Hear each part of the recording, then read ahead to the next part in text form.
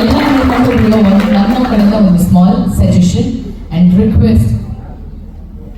ನಮ್ಮ ದೇಹನ ನಾವು ಅದನ್ನ ಪೂಜಿಸ್ತೇವೆ.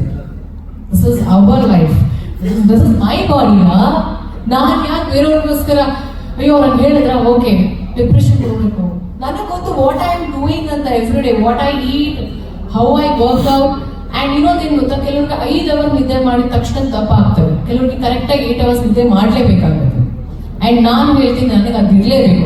I have to sleep at least for 7 to 8 hours, ಇಲ್ಲಾಂದ್ರೆ ಐ ಲುಕ್ ಚಾಪಿ. ಅದು ನಾನು ಸರ್ ತುಂಬ ಬಾರಿ ಹೇಳಿದ್ದೀನಿ. And you know what, morning shooting ಬಂದಾಗ ಐ ಲುಕ್ ಚಾಪಿ. ಹೋಗ್ತಾ ಹೋಗ್ತಾ ಹೋಗ್ತಾ ಸರ್ ಹೇಳ್ತೀನಿ, ನೀವು ಬೆಳಗ್ಗೆ ಸಣ್ಣ ಆಗ್ಬಿಟ್ಟಿದ್ದೀರಾ ಅಂತ. ಸೊ ಅದು ಬಾಡಿ ಟೈಪ್ಸ್ ಹಾಗಿದ್ದಾಗ ಏನು ಮಾಡೋದಕ್ಕೆ ಆಗಲ್ಲ ಅಲ್ವಾ? ಎಷ್ಟೋ ಜನ ಹೆಣ್ಮಕ್ಳು ಇದರಿಂದಾಗಿ ಒಂದು ಕಮೆಂಟ್ ಇಂದಾಗಿ ಸೂಸೈಡ್ ಮಾಡ್ಕೊಳ್ಳೋ ಹಂತಕ್ಕೆ ಹೋಗ್ತಾರೆ. ಸೊ ಅವ್ರಿಗೆಲ್ಲ ಮುಟ್ಟಾಡು ಅವ್ರ ಅಪ್ಪ ಅಮ್ಮ ಅವ್ರನ್ನ ಬೆಳೆಸಿರೋದು ಇಲ್ಲ ಜೀವ ಕೊಟ್ಟರು suicide ಮಾಡ್ಕೊಳಕ.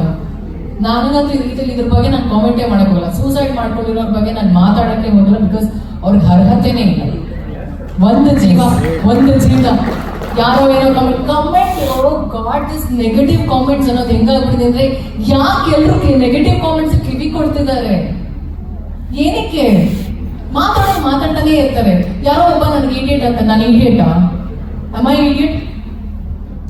am I called as idiot by birth? ಇಲ್ಲ, ನನ್ನ ಹೆಸರು ರಚಿತಾ.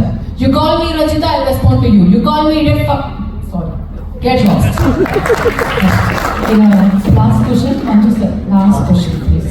ರಂಗನಾಥ ಸರ್ ಹೇಳಿದ್ರು ರಾಜ್ಕುಮಾರ್ ಅವರ ಪಾತ್ರ ಮಾಡಬೇಕು ಅಂತ. ಯಾವ ಸಿನಿಮಾ ಯಾವ ಪಾತ್ರ